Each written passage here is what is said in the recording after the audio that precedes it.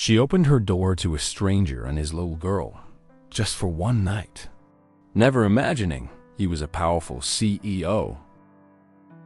Leave a like, subscribe to the channel, and comment where you're watching from. Enjoy the story. The wind howled across the rugged slopes of the Colorado mountains, rattling the old wooden frames of the small cabin where Nora Carter lived alone. The windows shook under the relentless gusts, the cold creeping in through every crack despite the fire burning steadily in the stone hearth. Nora knelt near the flames, adding another log, her fingers stiff from the chill that even thick wool gloves couldn't keep out. Life in the cabin had been isolated since late November after the tiny school in the nearby town had been shut down due to budget cuts. There had been no word on when or if it would reopen. No one had contacted her since. Days blurred together in an endless loop of sewing projects, battered books, and basic chores. The radio had gone dead days ago. Her phone signal flickered now and then, but that afternoon, it had vanished entirely. The only certainty was the storm. The forecasts had warned of it. Fierce, long-lasting, likely to block the roads for days. Maybe longer. The snow started falling even before sunset. By the time twilight faded, the ground, trees, and roof were already buried under a thickening white blanket. Nora had secured the windows with damp cloths and double-checked her water reserves before curling up on the old couch with a thick quilt. She'd cooked a batch of soup large enough to stretch across 2 days and was determined to ration the firewood carefully. Hours passed as the wind picked up, driving the snow harder. The flakes became thick sheets, heavy and wet. When the power abruptly went out, Nora didn't panic. She lit 2 tall candles on the kitchen table and sat by the hearth, watching the firelight flicker. It was then, amidst the roar of the storm, that she heard 3 quick knocks at the door, firm and hurried, followed by a muffled voice calling for help. Her heart raced. No one should be out there in these conditions. No one should have been able to climb this far in the storm. Moving cautiously, heart pounding, Nora edged toward the door and peeked through the narrow side window. Against the swirling white, a figure stood hunched beneath a dark coat, cradling a smaller shape bundled in cloth. The voice came again, strained, urgent. "Please, she's burning with fever. We just need shelter for the night." Instinct warred with caution inside Nora. She gripped the iron poker from the fireplace tightly and spoke through the door, demanding to know who he was and why he was there. The man's answer came in halting words. His name was Jack Miller. His daughter was sick. Their car had broken down nearly 2 miles back. They had nowhere else to go, no inn, no open shelter, no refuge. The cold was seeping through their clothes, and time was running out for the child trembling in his arms. Nora hesitated. Trust didn't come easily. Life had taught her that a weary face could just as well conceal danger. But there was something in the way he held the little girl, something fiercely protective. The thin sound of the child's cough, dry and weak, slipped through the door and cut through her misgivings. Nora closed her eyes for a breath, steadied herself, then quickly unlatched the door. The icy air rushed in, biting at her ankles through thick socks. "Coming quickly," she ordered, still holding the poker firmly. Jack stepped inside without protest, soaked through and carrying his daughter close to his chest. She pointed to the couch near the fire, keeping her distance. "Take off her boots and coat. There are blankets there." Jack obeyed silently, lowering the girl, who looked no more than 7 or 8, onto the worn cushions. Gently, he peeled away the damp layers of clothing. Her eyes fluttered half open, cheeks flushed with fever, her small body shivering with every breath. Nora hurried to the cabinet and returned with dry towels, handing them over without a word. She still didn't trust him, but she couldn't ignore the child's condition.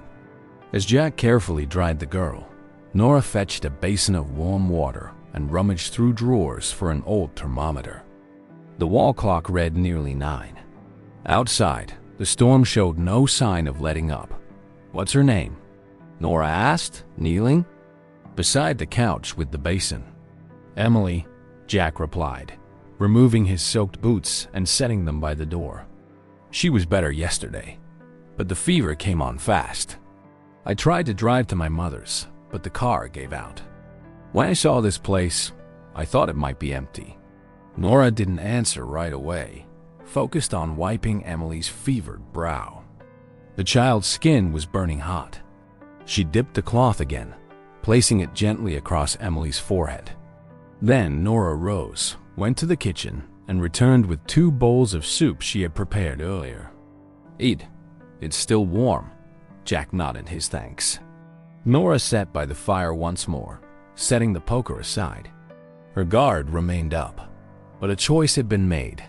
The door had been opened, and now 3 strangers shared this small cabin, their lives temporarily bound by the relentless storm. The savory scent of the soup mingled with the aroma of burning wood, filling the cabin with a warmth that stood in stark contrast to the raging blizzard just beyond the walls. Nora sat quietly, her gaze fixed on Jack as he fed his daughter slow, careful spoonfuls. Emily looked drained, her small frame wrapped in blankets, her eyes fluttering closed between bites as if gathering strength with each one. Her cheeks, flushed with fever, shifted between a deep pink and a softer tone as the warmth began to work through her body. Jack barely spoke, his focus entirely on the child in his lap, each movement deliberate, patient, his whole world narrowed to the recovery of the little girl he held so protectively. From her spot near the hearth, Nora watched it all with an undercurrent of tension, though something deep inside her had begun to soften. The last time she had allowed anyone into her home had ended badly, a memory that still lingered in the corners of her mind. Since then, she had learned to rely on herself, keeping not only her door, but also her heart firmly closed. Yet it was hard not to notice the way Jack moved through the space. There was no performance in his actions, no forced politeness, or empty words. He simply did what needed doing, adjusting the blankets, repositioning the pillows, steadying his daughter's hand each time a cough racked her small body. He moved with the quiet certainty of someone who knew how to care, and though it didn't reveal everything about him, it spoke volumes. After clearing the 2 bowls they had used, Nora washed them carefully and stored the leftover soup back on the stove. One of the candles was extinguished. She brought the other closer to the hearth. The fire gave warmth, but the light offered a different kind of comfort. "You don't have a phone?" Jack asked in a quiet tone, breaking the hush that had settled over the room. Nora shook her head, sitting again. "I do. But no service since yesterday. Internet's gone too. That's how it is up here, a world apart." Jack nodded, settling Emily more comfortably across his lap. The little girl, now wrapped in 2 thick blankets, seemed to breathe easier. Jack laid a hand gently on her forehead and closed his eyes for a moment. "Thank you for letting us in," he said, voice low, gaze still on his daughter. Nora didn't answer. She kept her eyes on the fire, listening to the soft crackle of the logs. It wasn't just gratitude in his words, it was a deeper recognition. He understood what it had meant for her to open that door. The night dragged on. Nora brought in more firewood, checked the window seals, set water to heat for compresses in case the fever spiked again. When she returned to the living room, Jack was lying on the floor near the couch, a thin blanket pulled over him. Emily still slept, her breathing now more regular. Without a word, Nora retrieved a foldable mattress from the hallway closet. She laid it out beside the hearth, added an extra pillow and a thicker blanket. "You'll sleep better here," she said quietly, not meeting his eyes. Jack looked up, surprised, then gave a faint nod. Carefully, he shifted to the makeshift bed, glancing toward his daughter one last time. The sigh that escaped him wasn't just exhaustion. It sounded like a rare surrender from someone unused to stopping. Even for a moment past midnight, Nora retreated to her room. She left the door unlatched, though sleep didn't come quickly. Wrapped in heavy blankets, she lay staring at the window where only endless white met her gaze. Her thoughts wandered to the child, the father, and how swiftly her world had changed in just a few hours. Days had passed with no human voice in her ears, no more than a few nods exchanged with townsfolk in the village market. Now, two strangers occupied her living room. And stranger still was the feeling rising within her, a feeling that for the first time in a long while, she wasn't entirely alone. The cabin, once a place of quiet refuge, now held footsteps, breath, and names. It wasn't until she heard Emily's soft cough, followed by a faint sigh, that Nora finally allowed herself to drift into sleep, knowing they were safe for now. Together, morning broke without light, without sound, and without sky. The storm persisted, though its fury had lessened to a steady rhythm. Snow covered everything: the stairs, the roof, the trees, even the clothesline in the backyard. Nora prepared instant coffee and reheated the remaining soup, uncertain how long her supplies would last. When she returned to the living room, Emily was awake, still bundled up, but her eyes were clearer. Jack stood by the window, surveying the endless white. "No getting out today," he said, resigned. Nora didn't argue. She handed him 2 steaming mugs. When Emily smiled, small and genuine, as she took hers, something within Nora shifted again. It wasn't trust not yet, but it was no longer fear. The morning moved at a sluggish pace, marked by bowls of reheated soup, the steady attention given to Emily's recovery, and the undeniable truth that they would be snowed in longer than Nora had hoped.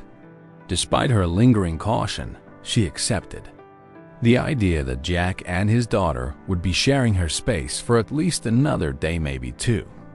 The roads were invisible beneath towering drifts, and any prospect of outside help remained uncertain. The old portable radio Nora kept stashed in the cupboard offered only static. The batteries were low, and no signal seemed strong enough to reach this high in the mountains. To keep herself occupied and to hide the subtle unease of her disrupted routine, she spent part of the morning reorganizing the kitchen shelves. But no matter how methodical she tried to be, the simple math was clear. In 3 days, her food supply would be dangerously low. Even so, she carried on with steady resolve, as if pretending that calculation didn't bother her in the slightest. Jack kept to himself through most of the morning, yet found ways to help. He tidied the living room, folded the blankets from the night before, and mopped the muddy puddles left by their boots. When he asked if there was more he could do, Nora gave a quiet nod toward the small utility room beside the bathroom. Inside, he discovered an old leaky bucket, loose cabinet hinges, and a portable heater long out of commission. Without hesitation, Jack worked at each task with a quiet purpose, as if each small repair was a way of giving thanks. Nora watched him from across the room as she moved between her own chores. Though no words were exchanged, she couldn't help but notice how naturally his presence seemed to fit in this space. Later, as Emily napped, Nora used the time to wash a few small items of clothing by hand, hanging them near the stove to dry. The cabin had turned into a makeshift shelter, and whether she admitted it or not, she knew she didn't regret opening the door. That afternoon, as they sat with mugs of herbal tea and a few remaining biscuits, Jack finally spoke about his daughter. "Emily got sick on Monday," he began, his eyes on the mug in his hands. "At first, I thought it was just a cold. She's always been strong, never anything like this. But it got worse so quickly." Nora listened quietly from across the table, her elbows resting on the worn wood. There was no embellishment in his voice, only the fatigue of a man worn thin. I thought I could make it to my mother's. But the car… His words trailed off, followed by a slow shake of his head. The silence that followed wasn't uncomfortable. It was simply space room for all the things he didn't need to say. "What do you do for work?" Nora asked, steering the conversation gently. Jack glanced up. "Corporate consulting, mergers, strategy." She gave no visible reaction, merely waited. "Though it's been a while since I worked out of an office. Most of it's remote now, quieter." Nora sipped her tea. "Sounds exhausting." A small smile crossed his lips. "It can be, but I'm good at it. Never had much time to think about whether I enjoyed it." Now it was her turn for silence. Her gaze drifted toward Emily, sleeping soundly on the couch with her head against a blue-stitched cushion. "I used to teach," she offered softly. "Elementary school. It closed last month. Now, I'm not sure." Jack studied her with a little more curiosity. "Do you miss it?" She didn't answer right away. "I miss the kids. The rest, not as much." Later that evening, they prepared a simple meal together. Nora reheated the last of the soup, while Jack helped chop a few remaining vegetables. The kitchen wasn't big enough for two, but they moved with quiet coordination, never bumping into one another. When Emily woke, her fever had eased, and her voice sounded stronger. She asked for toast with honey, and Nora smiled, retrieving a slice she had tucked away in a glass jar. The little girl ate beside her father, wide-eyed, taking in every detail of the cozy cabin. "Can I draw?" she asked, pointing to a small desk tucked near the bookshelf. "Of course," Nora replied, fetching colored pencils and paper. She lingered nearby, watching as the child focused on each line. Jack soon crouched beside his daughter, the two of them laughing over a crooked drawing of a bunny with extra long ears. Night fell with the hearth, glowing brightly again, and blankets arranged across the couch. In the kitchen, Nora washed the day's dishes, the soft murmur of father and daughter reaching her ears. For a moment, she closed her eyes and breathed in. The cabin, once a quiet haven, now felt transformed. Life pulsed in the walls, now soft voices, gentle laughter, the rhythms of a shared day. Returning to the living room, she found Emily asleep on a makeshift bed, Jack settling himself onto a nearby cushion, his expression weary. He looked up and said, with no expectations, "Thank you for today." Nora didn't speak. She simply pulled a blanket over the girl and stepped away, the warmth of the fire on her back and a quiet thought stirring in her mind, though she wasn't ready yet to name what it was. The third morning arrived with the sky still a dull, unbroken gray. The snow outside so dense it erased any trace of the distant horizon. Nora woke before dawn, her body used to the rhythm of life alone in the cabin. Out of habit, she padded quietly to the living room. Jack lay asleep on the floor, curled on one side beneath the blankets, an arm stretched beyond the edge of the makeshift bed. Across the room, Emily was already awake. The little girl sat upright on the couch, wrapped in a soft blanket, a pencil in her hand, drawing with the calm concentration of a child in familiar surroundings. Nora approached softly, offering her a mug of warm milk. Emily accepted with a shy smile, returning quickly to her drawing as if this were any ordinary morning at home. Somehow, within the storm's confinement, she had claimed this cabin as a place of safety. Leaving her to her artwork, Nora headed to the small pantry at the back of the cabin where she kept her stock of dried and canned goods. The shelves looked barer than she remembered. In the quiet, she made a mental tally, checking the flour, the rice, and one jar of preserves that was probably past its prime. It would take some creativity to stretch what remained. Back in the kitchen, she began kneading dough for a rustic loaf, working the ingredients slowly by hand. Jack emerged not long after, rubbing his eyes and rising stiffly from 2 nights on the hard wooden floor. "She doing okay?" he asked, tipping his chin toward his daughter. "Drawing since I got up," Nora replied, her hands deep in flour. "And warm water. Fever's gone, but I heard her coughing overnight." Jack lingered near the stove, watching for a moment as Nora worked the dough with practiced movements. The air in the cabin filled with the scent of rising yeast, of burning wood, and something livelier than before. Nora noticed Jack still standing. Nearby, instead of sitting, he helped stretch the dough, improvising a baking tray from an old pot lid. They laughed together at one small mishap and spoke of simple things, the weather, her time teaching, memories of childhood in small towns. Nora said little about her own past, but she admitted a fondness for history, for the old books stacked in her cabinets, and how once she dreamed of writing.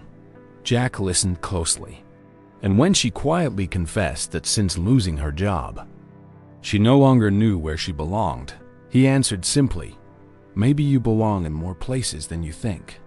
Nora gave no reply, only a faint smile as she adjusted the oven, her silence saying she had heard him fully. With the bread baking and tea ready, the 3 of them gathered at the table for the first time. Emily proudly showed off her drawings, one of which captured the cabin blanketed in snow, a blonde woman in a red scarf standing in the doorway. Nora recognized herself in the child's lines and sat still, moved. "She said that's you opening the door," Jack explained. His words weighed more than he realized. It wasn't just a drawing. It was a memory, a mark of gratitude the girl would carry. Nora complimented the sketches, asked about Emily's favorite animals, and promised to find a children's storybook among her collection. The hours that followed passed with soft laughter, shared stories, and what felt like the first real meal. Together since the storm had started. Later in the afternoon, while Jack reinforced one of the window frames with scrap wood, Nora fetched extra blankets and prepared the small guest room she seldom used. She insisted Jack sleep there that night. The bed was narrow, but better than the floor. Jack agreed quietly, not protesting. It was clear that the 3 of them were settling into this temporary rhythm. There were no promises, no future plans, only simple kindness. And in the absence of any other certainty, that was enough. Nora realized her earlier caution had eased. Though her gaze remained watchful, her movements deliberate, the edge had dulled. Something within her had softened, though she wasn't ready to say it aloud.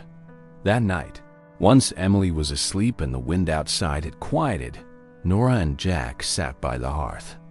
The candles cast a warm, golden glow across the room. Jack stirred the embers with a stick, lost in thought. Nora sat with arms crossed, eyes on the fire. "She asked me today if we could stay here forever," he said, a faint smile tugging at his lips. Nora raised an eyebrow but didn't answer right away. "And you?" she asked, her tone more playful than she expected. "Would you want to stay?" Jack met her gaze for a long moment. "I don't know, but here, it feels right. At least, for now." Nora looked away, lifted her tea, and took a slow sip before replying. "Then let's make the most of now. Tomorrow can wait." And the 2 of them sat in companionable silence, listening to the fire crackle, both unaware that this night would mark the quiet beginning of something more. By the 4th morning, the blizzard's howl had faded into an eerie stillness. Outside, the snow had settled into a thick, heavy blanket, softening every edge of the landscape. The light filtering through the cabin windows was pale, almost silvery, reflected off an unbroken sea of white. Nora pushed open the front door for a few minutes, enough to check if the stairs were still visible. They weren't. Snow had piled halfway up the doorframe, a frozen wall too deep to clear without tools. With a sigh, she shut the door and rubbed her cold hands together, resigned to at least one more full day snowed in with Jack and Emily. The food supply was running thin. If she were alone, it might have lasted a few more days. But there were 3 mouths to feed now, one of them a recovering child who needed more than just rations. Jack offered to help dig a path out the back, grabbing an old shovel Nora kept near the woodshed. She watched from the window as he worked, the rhythm of his movements steady against the snowdrift. His heavy coat was dusted in white, damp hair falling across his forehead, muscles straining with effort. In that moment, he looked different more than just a guest. Someone determined to contribute, not the kind of man who waited for things to resolve themselves. While he shoveled, Nora prepared a simple porridge for Emily, stirring in the last of the dried fruit she had. When Jack returned, shoulders dusted in snow, the cabin was warm again. Emily, bright-eyed, was laughing at a new drawing, this one a bunny shaped more like an umbrella than a rabbit. That afternoon, Nora brought out an illustrated book from her old teaching days, filled with images of forest animals. Emily was enchanted by the bears, foxes, and owls, pointing at each one with tiny fingers still smudged with pencil marks. Jack sat nearby, watching quietly as Nora read aloud, her voice changing with each character. The room felt transformed, an impromptu classroom, spread across a worn rug and scattered cushions. The way she spoke to Emily wasn't practiced or deliberate. It was natural, patient, genuine. Jack didn't comment, but the image stayed with him. Nora, her hair messily tied back, eyes warm and focused on the little girl, hands carefully turning each page. Later, with supplies dwindling, Jack offered to cook dinner, even though all they had left was a bit of rice and some dehydrated vegetables. Nora agreed, staying in the living room with Emily. They folded scraps of paper into makeshift stars, crooked flowers, and even a lopsided fish Emily declared would be perfect to tape on the window once spring came.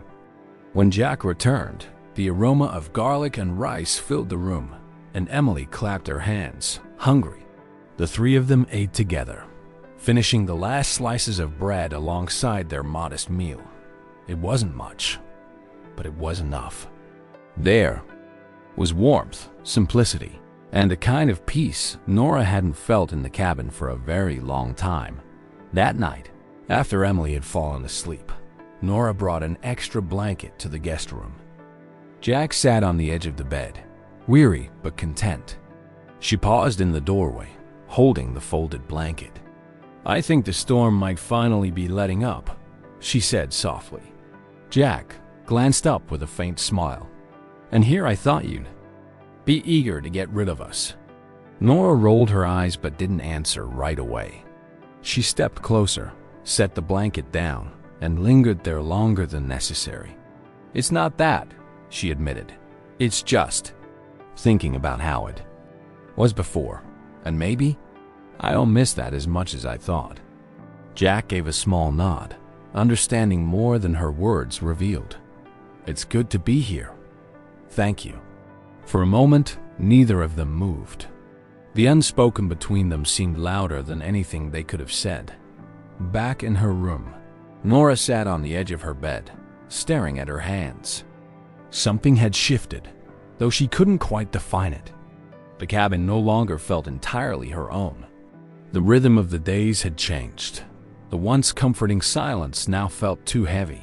In the dark, under the thick covers, her thoughts drifted to Emily and Jack and the way they had filled this space with something new.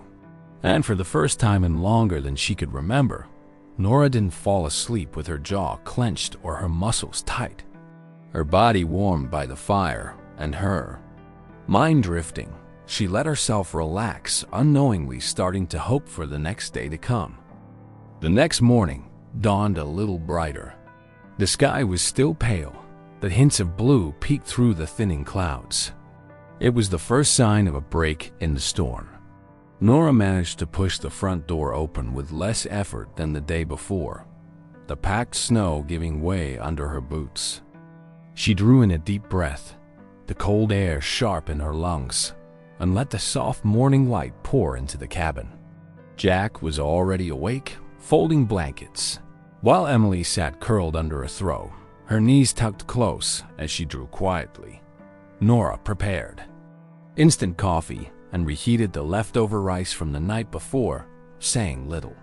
It was one of those mornings that moved slowly, bodies still adjusting to the end of the storm.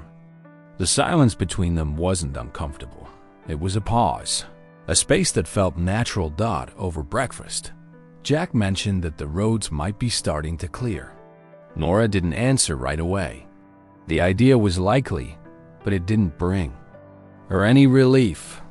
This odd little routine they'd fallen into, however temporary, had started to feel real. Jack seemed to sense it too. He didn't push the conversation further.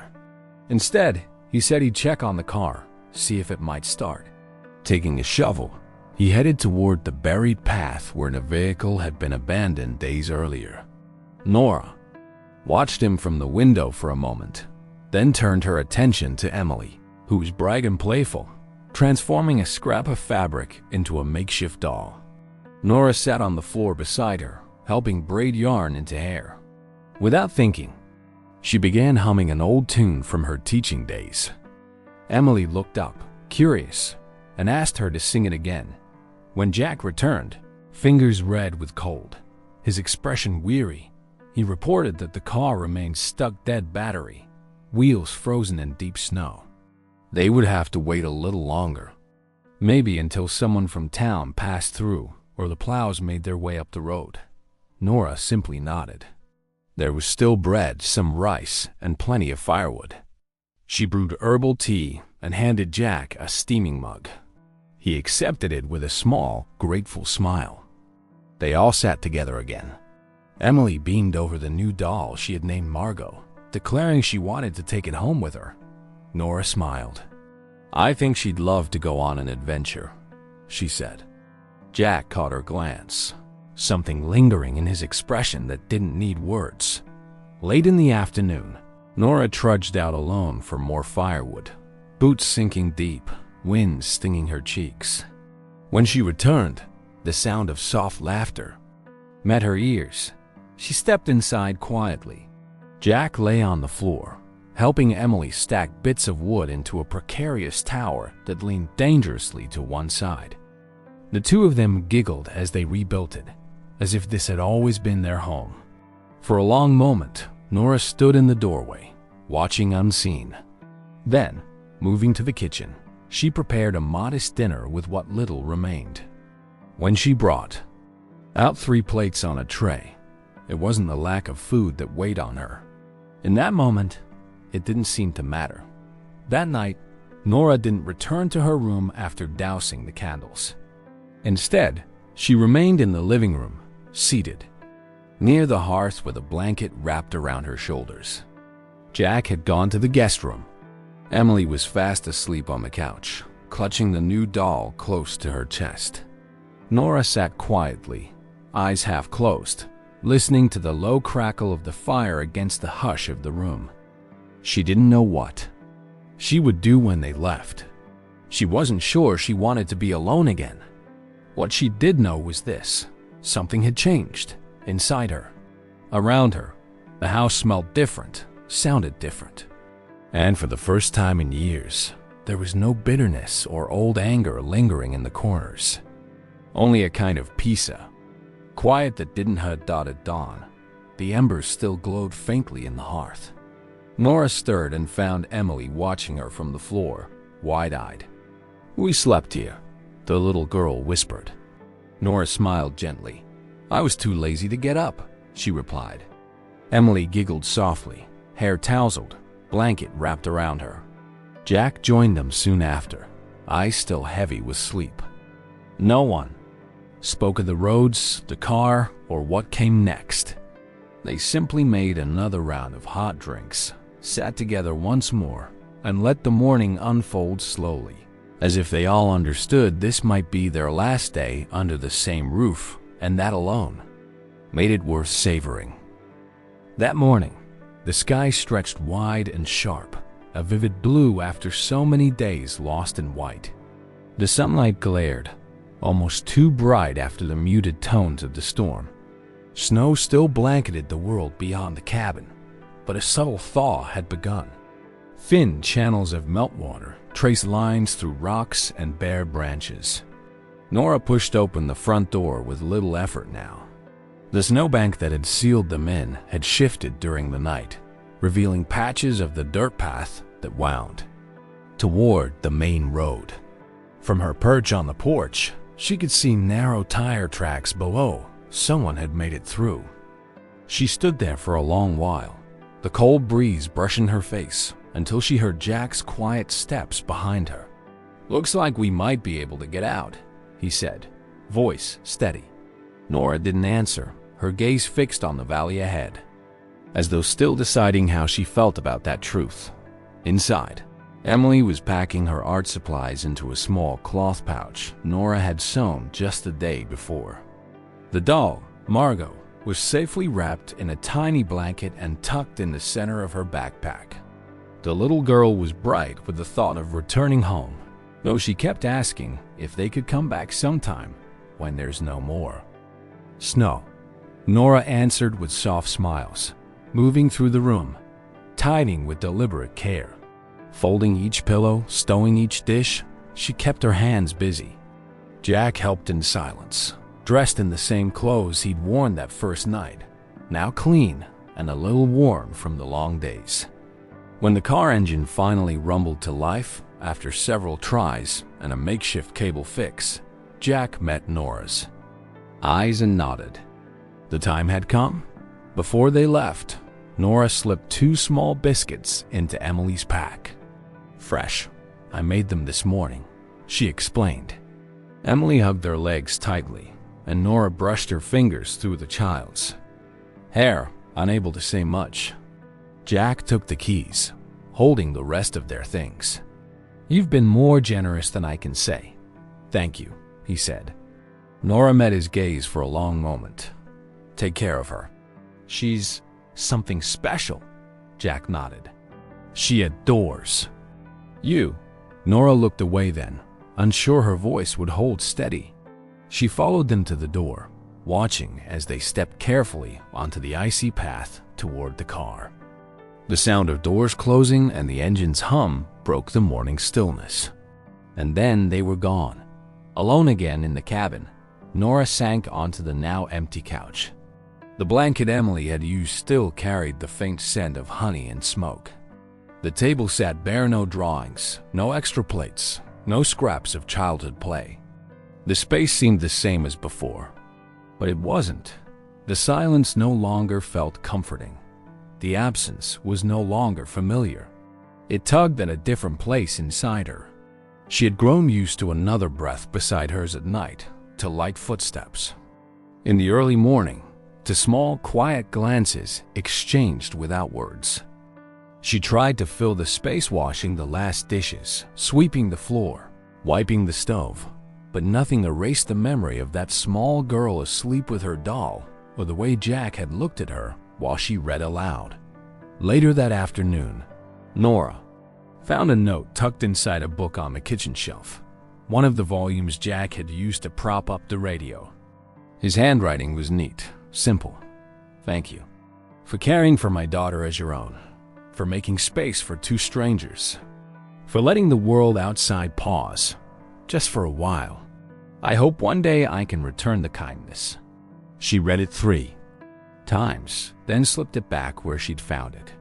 And in that quiet moment, she realized this had not been just a passing refuge. It had been something none of them expected, an encounter that had left them changed in ways they hadn't yet named. That night, with the cabin again her own, Nora lit the fire and ate slowly, waiting for sleep to quiet the ache that had already begun to settle in the days that followed. The weather remained calm. The roads were cleared. Life in the village crept back to its usual rhythm. Nora ventured into town for supplies, restocking her pantry in silence. Twice, she received invitations to substitute teach at the nearby school, but she declined. The thought of returning to a classroom still felt too distant. Instead, she kept busy sewing, reading, scribbling notes on loose pages. Now and then, she would glance toward the road, wondering if she might see them again. Some nights, she dreamed of Emily's laughter in the living room, of Jack bent over her tools in the workshop. It wasn't a sharp kind of longing. It was gentler, like a good thing that had ended too soon. But life moved on. And Nora, though she wouldn't yet admit it, had begun to hope that maybe, just maybe, something wasn't finished after all. 2 weeks had slipped quietly by since Jack and Emily left the cabin. Nora kept to her routines, but none of it felt the same. The chores filled her days but failed to quiet her mind. Their absence clung to the corners of every room, like a shadow. That wouldn't quite lift. Passing the small writing desk brought back images of Emily's scattered drawings. Washing the blue mug reminded her of Jack's soft chuckle as he waited for the kettle. And when the wind swept against the windows. At night, she could still hear the echo of Emily's light steps fetching another blanket. What had once been a sanctuary now felt hollow. Nora would never say it aloud, but the truth had become harder to ignore, even to herself. On a cloudy morning, just after gathering firewood from the shed, Nora spotted a thick envelope resting against the door. There had been no sound of a car, no tracks on the trail, just the envelope, her name written neatly on the front, Nora Sullivan. For a moment, she stood frozen. Then, carefully, she carried it inside and opened it. Inside was a letter printed on crisp letterhead. The message was clear but thoughtful. An invitation to an interview in Chicago at the headquarters of Holloway Group, with a date and time already arranged and a train ticket enclosed. At the bottom, in unmistakable script, Jack Holloway, President and CEO. The full name struck her like a revelation. She read the letter again and again. No clear explanation for the interview. Only a single line beneath the signature. This invitation is a continuation of what began that night. I hope you'll come. There was also a simple business card with a phone number and address. Nora didn't know what to think. Part of her felt cautious, uncertain. Another part wanted to pack her bag immediately. She spent the day trying to convince herself it was just a kind gesture, a formality. But by nightfall, she had laid out her best winter coat, pulled on her boots, and slipped the envelope into her bag. The trip to Chicago took several hours. The train passed snow-covered fields, then towns, then the towering city skyline. Nora felt out of place amid the rush of concrete and steel. She followed the directions to a gleaming glass building that seemed a world away from her mountain life. A polished receptionist greeted her with a warm smile and sent her up to the top floor. The elevator rose in near silence, each floor making her heart beat faster. When the doors opened, she was led to a wide office with sweeping views of the city. And there was Jack standing by the window in a dark suit, but with the same familiar eyes. When he turned to her, his smile held the same calm as that night in the cabin. "You came," he said softly, as though he'd been waiting for her. Nora stopped in the middle of the room, unsure what to say. Jack stepped to a nearby table and handed her a slim folder. "It's a proposal, an educational initiative we're building. We need someone with experience and heart." Opening the folder, she saw outlines, ideas, budgets, and her name printed at the top of one page. "I'm not qualified for this," she murmured. Jack shook his head. "You have something better. Empathy, strength, and the courage to open your door to strangers in a snowstorm. That means more than any credential." She kept reading in silence. The salary was fair, the role flexible. But what caught her most was the personal tone of it all. This wasn't just a job offer. It was a way to continue something that had started between them. They sat together for a long time, city lights shimmering through the windows behind them. Jack said little. He mentioned how often Emily asked about her, how the cabin and its simple comforts had stayed with them both. He admitted that since leaving, nothing else had felt quite as right. Nora listened intently. Each word seemed to stir places inside her she thought had long been sealed. When the meeting ended, Jack walked her to the elevator. He didn't try to touch her, didn't make promises, only said, in a voice full of meaning, "It's your choice. But if you say yes, know that it's not just about the project." Then he stepped away. Nora rode the elevator down with the folder in her lap and a whirlwind in her mind. She didn't yet know how she would answer. But one thing had become clear: this wasn't over. And deep down, maybe, she didn't want it to be. Nora didn't respond to the offer right away. The next morning, she boarded the train back to the mountains, the folder still unopened, her mind a swirl of thoughts. The bustle of the city already felt distant as the cold, familiar wind met her at the station. Once home, she spread the papers across her table, reading through each one carefully. It was more than a job. Jack's intention was clear. He was offering her a place with purpose, and perhaps a reason to see her again. Still, Nora wasn't ready to decide on impulse.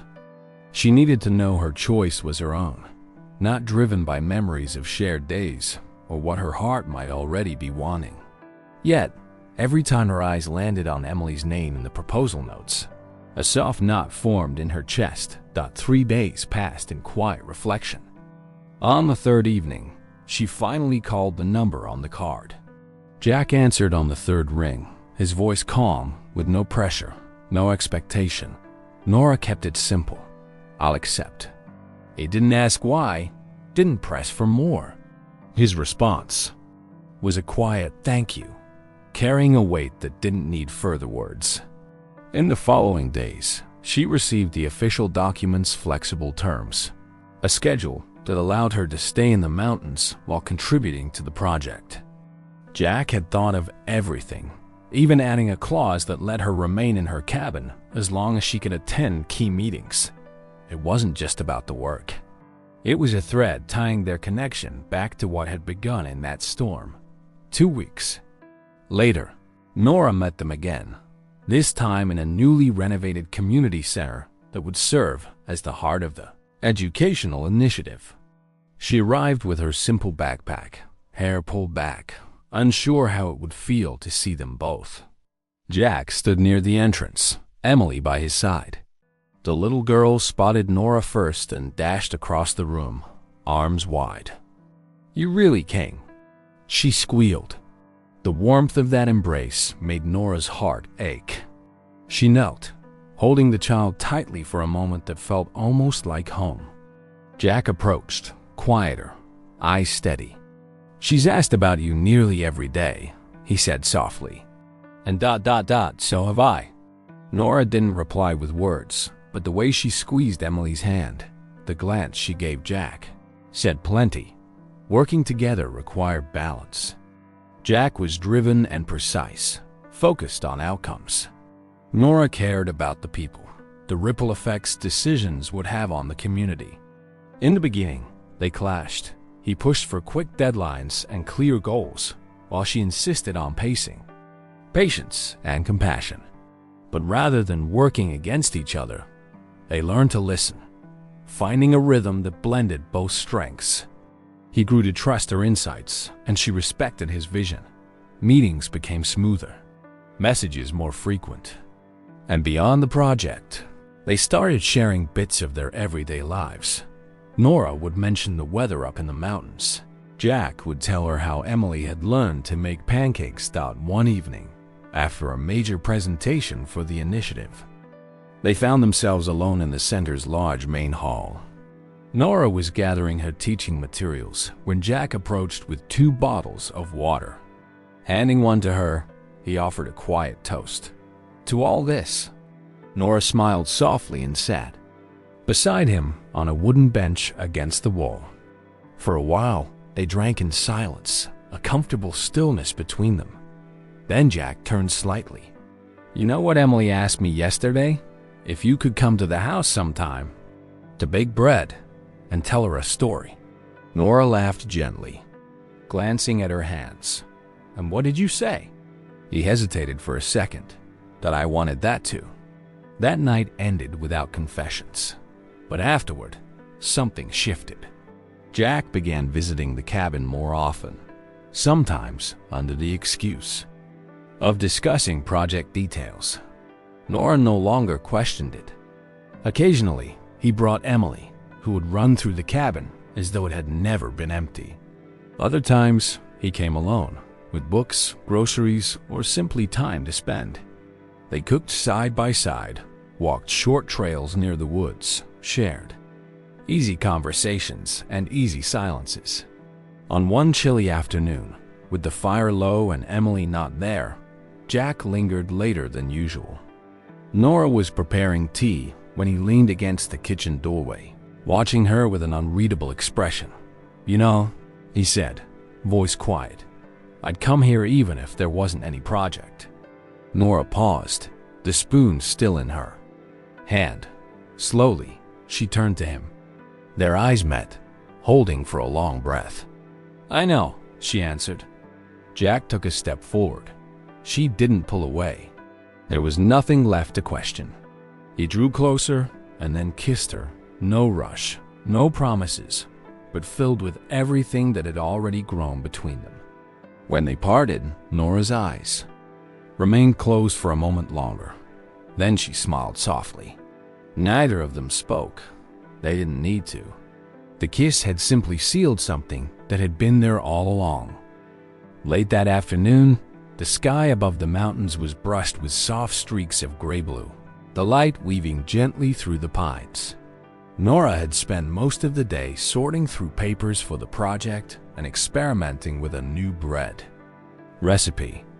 The familiar sound of an approaching engine along the narrow path reached her ears before she even glanced at the window. It was Jack. He texted that morning. He'd be coming alone this time, with Emily still recovering from a mild cold. The little girl had sent along the drawing, though. The cabin, with hearts on the roof and a cloth doll on the porch. Nora opened the door, a dish towel still in her hands, and smiled easily. Jack stepped out of the car with a bottle of wine, wearing a lighter coat, moving with the easy certainty of someone who knew they were welcome. There was no pretense between them anymore. This was their rhythm, now comfortably familiar. They had dinner on the porch despite the lingering cold. Nora had warmed the food on the old wood stove, setting the table with stubby candles and embroidered napkins. Jack shared updates on the project funding approvals, new partnerships, and how they wanted her voice more present in future meetings. Nora listened quietly, adding her thoughts when needed, though her gaze often drifted to his mouth or the way he idly pushed his hair from his brow. The air between them was different now. They'd crossed the line of maybe with that kiss, and what stretched between them no longer needed explanation. After dessert, they gathered the dishes together, stepping inside with the scent of the cold night clinging to Jack's coat. The fire was glowing warmly when they settled onto the rug, wine glasses still half full, their feet nearly touching. Jack reached out first, his fingers brushing lightly at her waist. Nora leaned back against him, her movements unhurried. They stayed that way for a stretch of time neither could quite measure.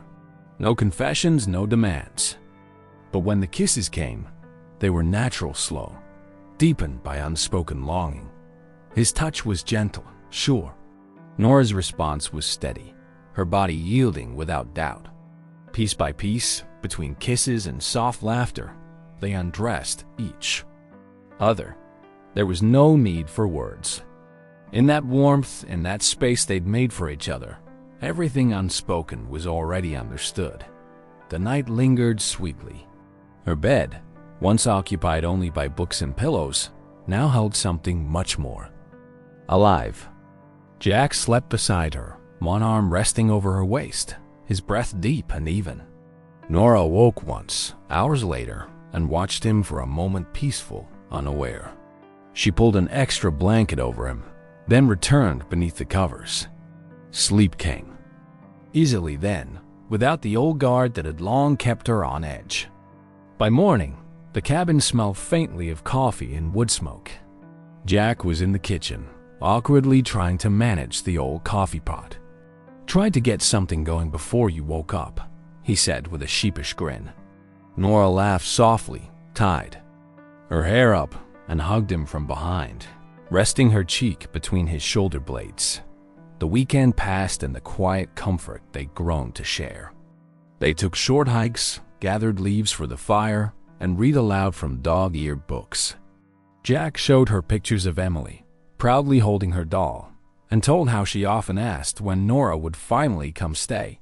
The words hovered between them, unspoken invitation.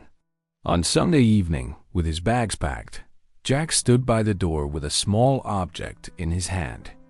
"I want you to have this," he said. It was a key. "Emily thought you should, for when you want to come."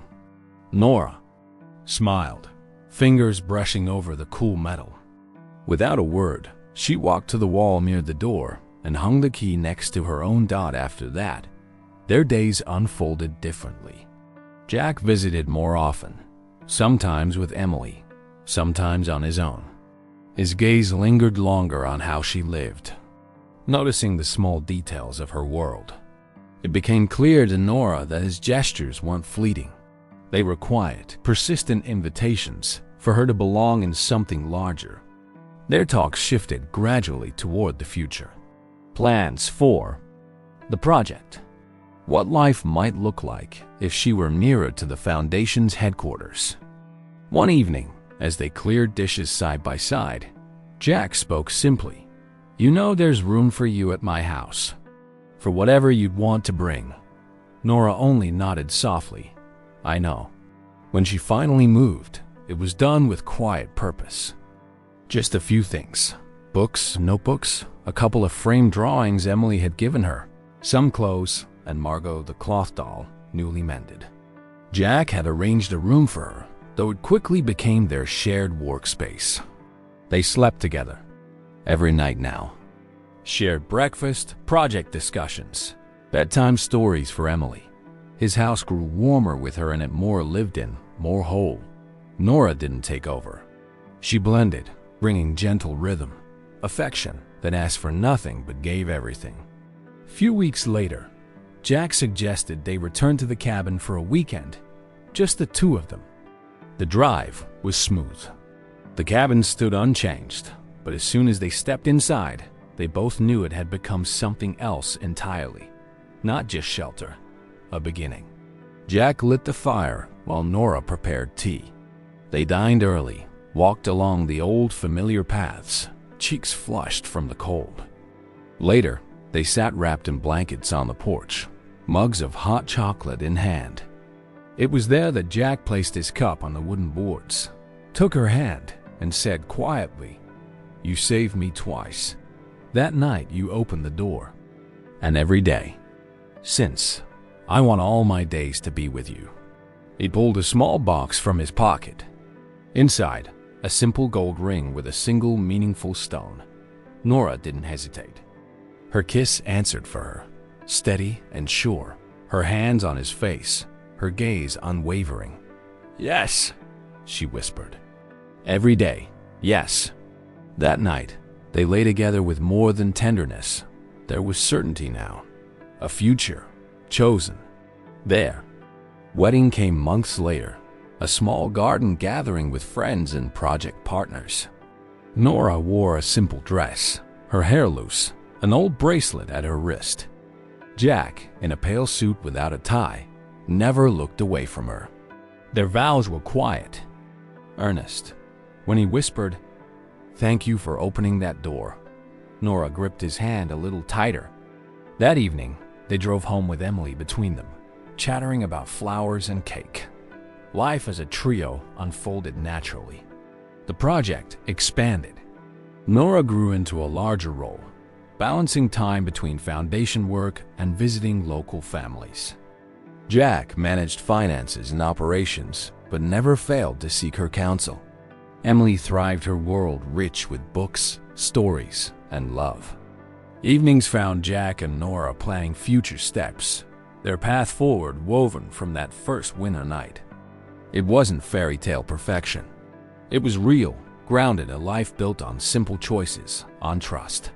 The kind of life Nora had once thought was beyond her reach. They returned to the cabin now and then, the place where it all began. Where Jack had knocked, desperate. Where Emily had slept feverish in her father's arms. Where Nora had chosen to open her door and her heart. Their first night as a couple had been there, and each time they came back, they lit the old fire, filled the space with laughter, and pinned new drawings to the wall. A place of beginnings, of remembering, a place to honor the truth that some choices once made echo forever. And in the quiet of that knowing, Nora found everything she'd never known she'd been waiting for. The end. So, what did you think of this story? Don't forget to like the video and subscribe to the channel to keep enjoying stories like this one. See you next time.